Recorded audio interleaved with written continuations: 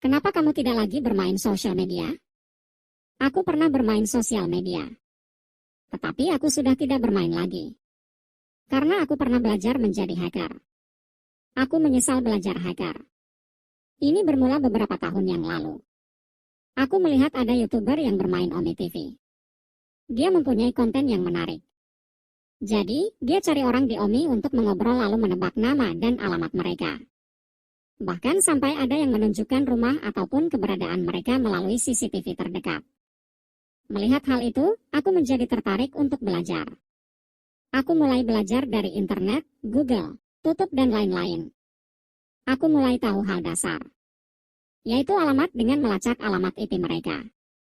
Aku mulai mempraktekannya. Aku membuka Omi TV, melacak IP-nya dan menebak atau memberitahu siapa nama dan alamat mereka. Mereka terlihat terkejut. Aku senang melihat hal itu, dan ternyata aku juga berhasil. Aku tidak cukup puas sampai di situ. Aku juga ingin melakukan ataupun menunjukkan rumah mereka. Atau memiliki akses ke CCTV terdekat. Aku mulai memperdalam pengetahuanku tentang hacker. Dan aku menemukan deep web. Apa yang kutemukan adalah, aku tahu bagaimana kondisi keuangan dan penyakit yang pernah diderita ataupun yang masih diderita lawan bicaraku.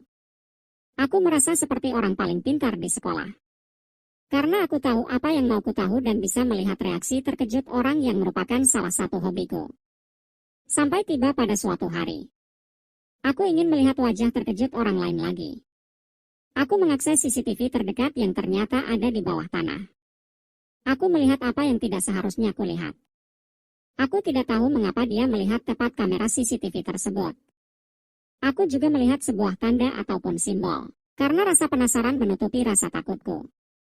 Aku menelusuri simbol tersebut, yang membawaku ke dark web. Dan sekali lagi, aku menjadi tahu apa yang seharusnya tidak ku tahu. Karena simbol tersebut banyak dipakai di sana. Aku pun terkejut melihat hal itu. Tapi aku meyakinkan diri untuk tidak membukanya lagi. Aku ingin melupakan hal tersebut. Beberapa hari berlalu. Aku mendapatkan panggilan kosong. Aku tidak mengenal nomor tersebut.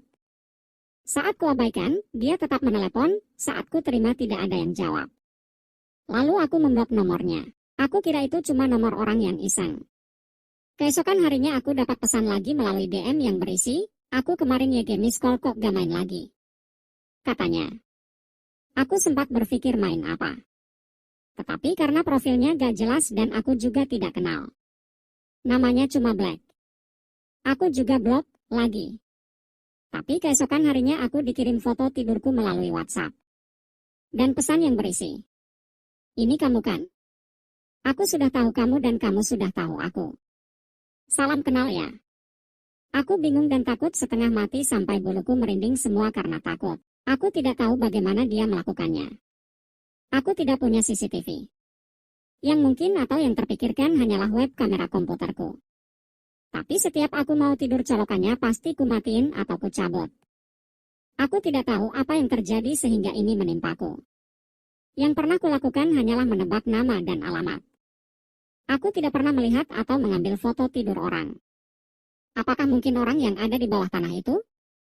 Atau orang lain yang pernah ku tebak namanya? Suatu kemungkinan terpecah menjadi kemungkinan lainnya. Dan pertanyaan yang ada berkembang menjadi beribu pertanyaan. Aku mencoba untuk tenang dan mematikan semua sosial mediaku. Tetapi keesokan harinya juga terjadi lagi. Adikku mendapat pesan dan bertanya kepadaku. Kau di mana kok gak bisa dihubungin? Ini ada ide cari kau dari Omi katanya. Aku sejenak terdiam. Otakku blank, kosong. Lalu aku panik dan membanting handphone adikku dan handphoneku juga. Aku memutuskan untuk mematikan ataupun menghapus semua sosial media yang kupunya. Aku juga menegatakan kepada adikku untuk membuat yang baru. Memberitahu semua teman untuk berhati-hati dengan orang tidak dikenal agar diblok aja. Aku stres beberapa bulan, kurus, tidak mau berbicara dengan orang. Tidak mau keluar atau bersosialisasi. Aku juga memutuskan untuk pindah dan balik ke kampung halamanku. Sampai beberapa bulan ini aku tidak punya handphone. Aku hanya baca buku dan nonton TV. Aku tahu aku tidak bisa terus begini. Dan bulan lalu mulai mencoba untuk berubah. Aku pergi ke warnet untuk bersosialisasi dengan teman dan bermain internet kembali melalui game online. Tujuanku sekarang sebenarnya untuk kerja dan hidup nyaman di kampung halamanku.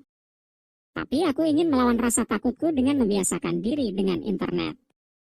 Sehingga aku bisa memakai internet dan memiliki handphone. Walaupun yang tidak memiliki internet. Aku tidak sengaja melihat orang di warnet baca koran. Aku mencoba untuk berani menceritakan kisahku. Sekaligus menjadi latihan untuk traumaku. Sebut saja namaku Coding Rasa Vanilla. Semoga kalian semua tahu apa yang kalian lakukan dan tahu konsekuensi dari apa yang kalian lakukan. Aku juga berharap kepada semua orang yang memiliki ketakutan, kekhawatiran, rasa cemas berlebihan, trauma, ataupun hal sulit yang sedang dilalui. Semoga diberi kekuatan, ketabahan dan keberanian untuk melewatinya. Pasti bisa.